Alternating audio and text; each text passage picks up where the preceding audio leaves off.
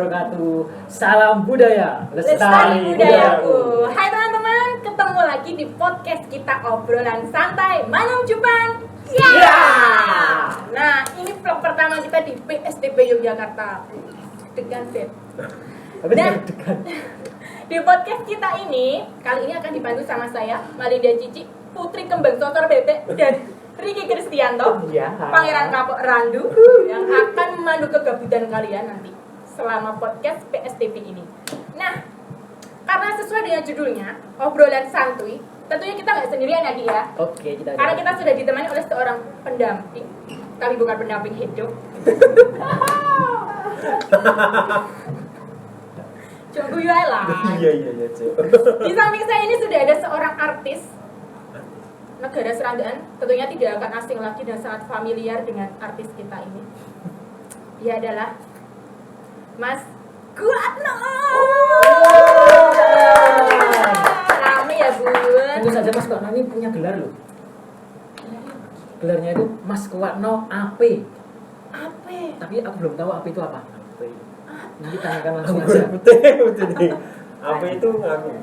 Apa itu? Ahli Pratama. Ahli Pratama. Wah, keren banget nih. Wah, kayaknya sesuai dengan gelarnya kita nanti akan bicarakan masalah obrolan-obrolan yang sangat berbobot sekali. Tapi tentunya saya akan sapa dulu Mas Kuatno. Iya.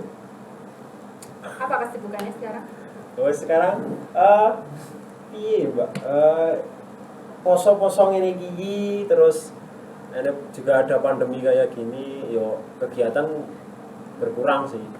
Tapi tetap kita harus melakukan apa itu ya?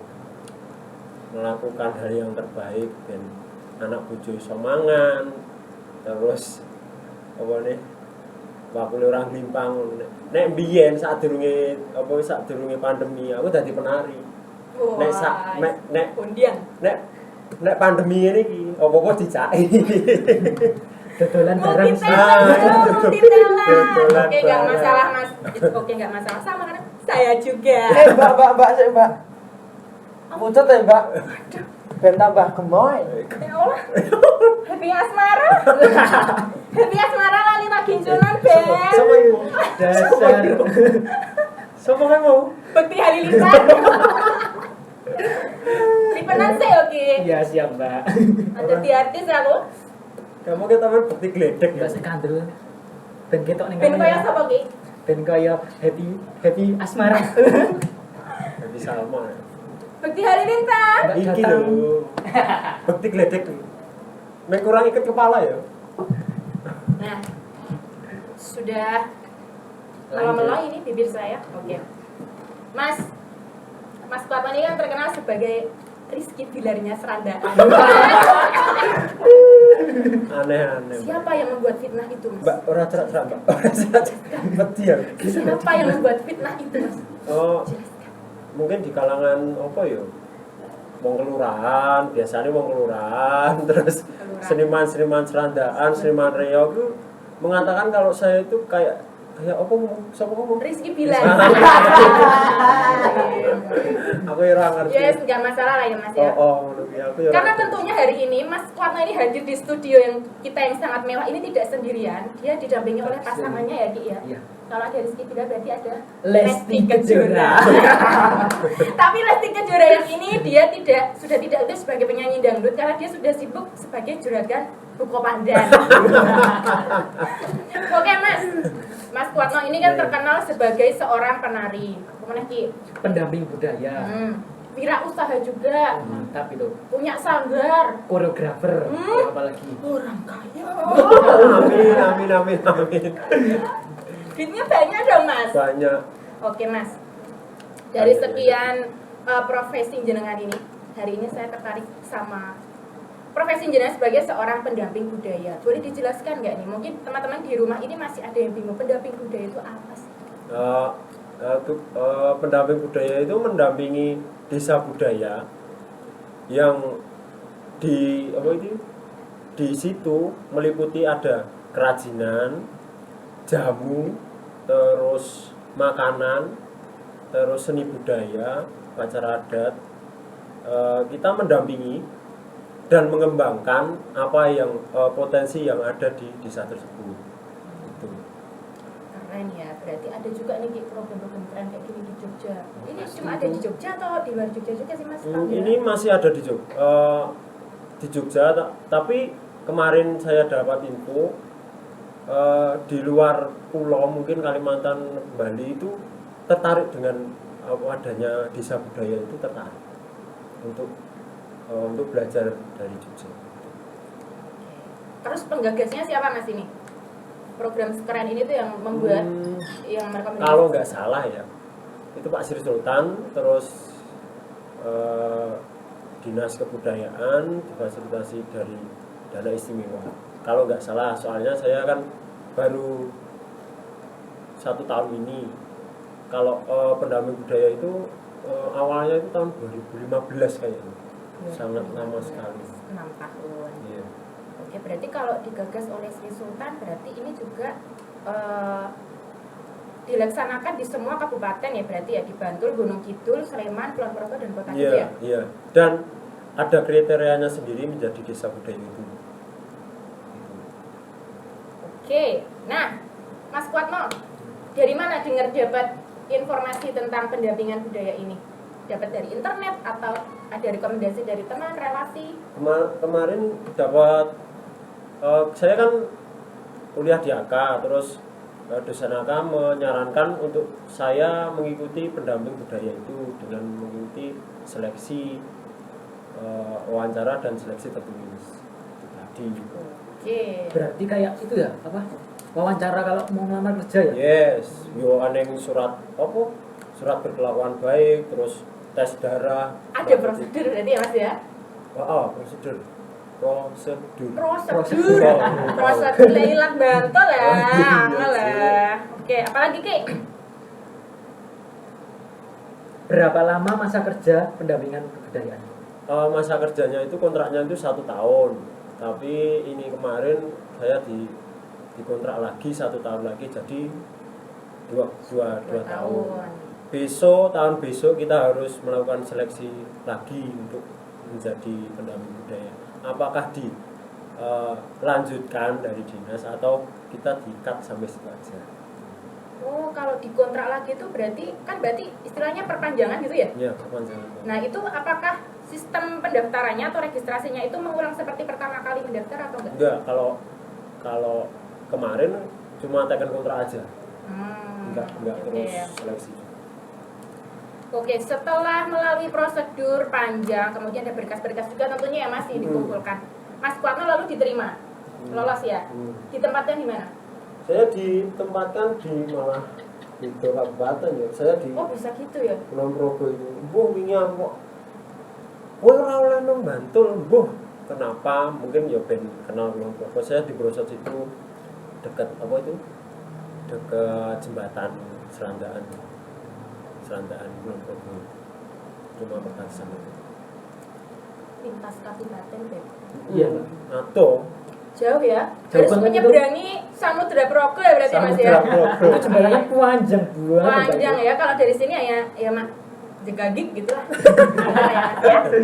Oke, nah kalau pendampingan budaya ini berarti kita berproses dengan masyarakat. ya. Gitu kan. Berarti sasarannya kan masyarakat juga Mas. Kemudian jenengan melibatkan siapa saja di situ? Apakah bisa orang tua atau hanya anak-anak muda? Atau mungkin bisa semuanya juga gitu ya? Itu melingkupi semua warga di desa tersebut. Mungkin jika kalau kerajinan itu siapa yang di situ punya bakat untuk tata, terus kerajinan apa, terus kita kembangkan. Untuk seni budaya, tari mungkin lebih ke anak-anak karena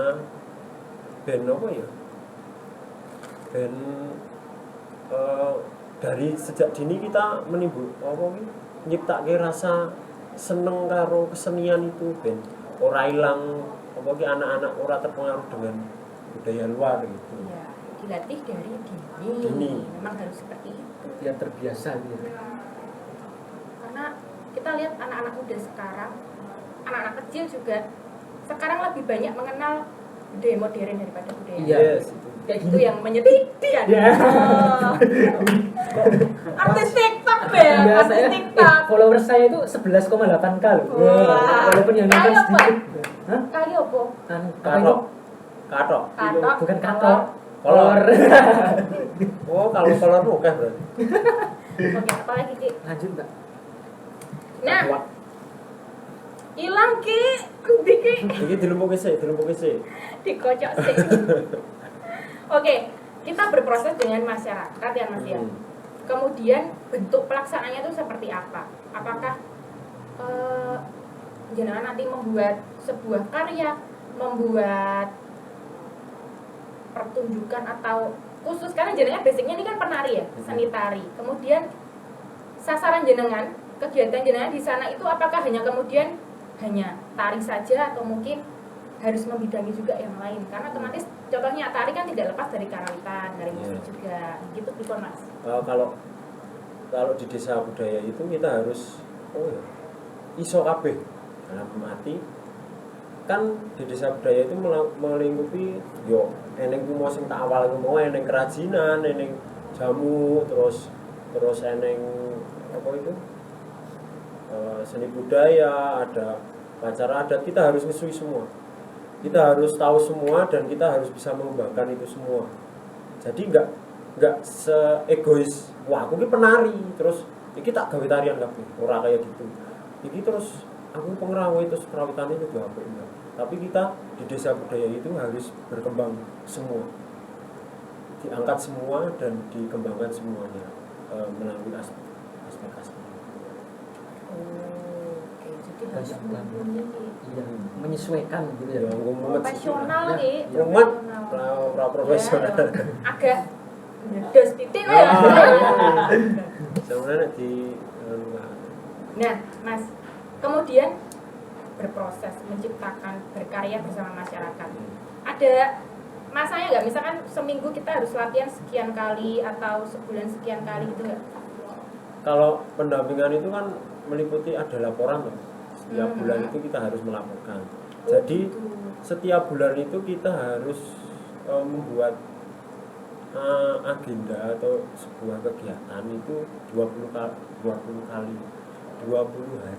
Jadi jamnya itu 89 jam. 98 jam itu satu bulan. Itu terserah mau kowe arep nongkono karawitan atau apa itu arep tari atau terus mendampingi kerajinan itu harus melaporkan ke dinas bahwasanya kita sudah mendampingi ini bukti apa ya, bukti tertulis Pak ya. Iya, benar-benar kayak PKL berarti ya. Iya. Kayak PKL gitu. PKL itu Praktek gitu, praktek industrial zaman SMK ya. Iya, benar-benar ya. Nah, Oke. gitu. Nah, berarti kalau misalkan ada sekian bidang yang harus jenengan mumpuni di situ. Kemudian dalam daerah itu sendiri di mana jenengan ditugaskan di situ, apakah ada seniman lain selain jenengan atau hanya jenengan saja? Oke, Mas Kuatno ditugaskan di daerah ini. Pokoknya senian apa aja itu adalah tanggung jawabnya Mas Kuatno, seperti itu atau ada teman gitu? Di pendampingan kita 2 orang. Oh, 2 orang. 2 orang setiap desa itu. Terus apa ya? Kalau di desa itu otomatis mesti ada apa itu seniman. Karena itu sudah ditunjuk oleh dinas menjadi desa budaya kan otomatis meliputi aspek-aspek itu ada kebudayaan itu juga tuh. Jadi di situ mesti ada seniman. Jadi kita berkolaborasi menjadi berkolaborasi supaya menciptakan karya yang baik. Nah, Sik Mas, jadi kalau misalkan kita sebulan ada laporan, jenengan kan berproses kan tari, kemudian ada tuntutan yang istilahnya ada capaian akhirnya nggak? Misalkan kemudian berlatih tari kemudian harus dipentaskan gitu, kayak istilahnya kayak PKL ada nggak sih? Kalau masa angkatan saya itu ada, jadi beda. Kalau saya kan juga sama Mas Kuatno, dulu sekolahnya di seni kan, iya itu ada kayak puncaknya itu dipentaskan. Nah, kalau pendampingan ada nggak Mas? Kalau sebelum pandemi itu biasanya dipentaskan dan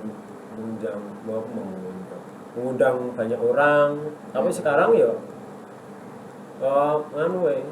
virtual, secara virtual. Biasanya dari dinas itu mengadakan acara acara adat, terus Selasa Wagen, terus gelar potensi, dan satu lagi itu di bandara. Kalau di bandara itu pentas langsung di sana untuk menyambut tamu yang dari luar.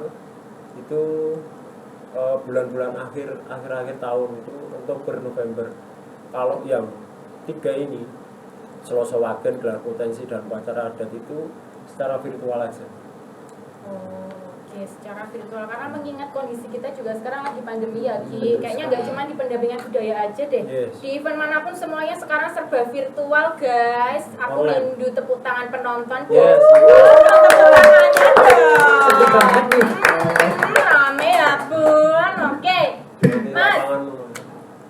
lapangan panas sih mana ya? Ya Allah. Jadilah namanya ya. Oke Mas, berproses dengan masyarakat sakral itu bukan sesuatu hal yang mudah. Pasti akan beda dengan ketika kita berproses dengan teman-teman seniman. Yang ibaratnya kita mau bikin karya istilahnya. Kita mau bikin karya dengan teman-teman seniman. 2-3 kali latihan jadi ya beres ya gitu ya. Tapi dengan masyarakat kan beda. Tips trik Mas, sharing ke teman-teman. Tipsnya itu apa ya? Kita jangan egois. Wah, contohnya ini, aku penari. Kudu manut aku, yo apa iki bentuke kudu koyo ngene, kudu koyo kudu sing koyo sing karepe. Enggak kayak gitu, tapi kita diterjunkan di desa itu kita mengembangkan kalau ada kesenian itu, kalau yang salah kita luruskan, kalau kurang bagus kita tegaskan gitu aja. Oke, jadi memang harus sabar ya Ki ya. Sabar. Nggak bisa. Istilahnya nggak bisa disamakan dengan kita berproses dengan teman-teman yang memang dia sudah profesional ya Mas ya. Nek ngono wae di WA langsung dadi. Oh iya ya. Nek terjun rumah Tepati. Nek terjun rumah sakit. Mana cepat Dadi di WA iso. Seneng ya. Iya. Tinggal kita dulu. Oh. Oke, apalagi Ki? Yus. Ini Mas, pasti kan ada sisi positif dan sisi negatifnya ya. Nah ini poin positif yang diperoleh selama berproses di tengah masyarakat itu apa? Kalau yang pertama itu saya kan ditugaskan di Kulon Progo. Sebelum saya mendapatkan tugas itu, saya itu nggak ngerti Kulon Progo. Setelah pendampingan ini, yo sidik ngerti lah. Nek nong Kulon Progo kira bakal hilang. Tapi aku pernah biyen yo cerita. Nong Kulon Progo ki iso hilang. Jadi hilang, ra ngerti dalan, ra ngerti Tersesat gitu atau gimana? Tersesat. Oh. Soalnya kan GPS bae ora ana sinyal. Terus Kayak tekon saya ya nggak bisa baca GPS. terus tekon wong. Oh, dolane kono kae Mas. Lah lagi ngerti itu. Mungkin hikmahnya kuwi iso aku ngerti kalau di masyarakat kita punya saudara baru, kita punya orang baru yang kita kenal, kita punya teman baru, terus kita punya pemikiran-pemikiran yang baru yang harus kita tampung gitu aja. Oke, banyak pelajarannya ya Mas Egi ya. Nah terakhir aku mau nanya. Ini yang paling menarik dan aku simpan dari tadi. Aduh. Pendampingan budaya. Kan jadi kok kene Gajinya berapa? engko tak biaya bae. Mas dipoto oke ya Mas? Untuk gaji per bulannya itu 2 juta. 2 juta. Tidak dipotong pajak, guys. Biasanya kan dipotong pajak, tapi tidak dipotong pajak. Langsung bersih ya. Langsung. Tuku tahu serandaan tok piro ya Ki? Wah, banyak banget. Tak waduh sih soalnya. Oke. Kayaknya sebenarnya masih banyak yang pengen kita tanyain ya Mas ya. Harapan. Oh, oke, satu lagi Mas, harapan. Harapan apa?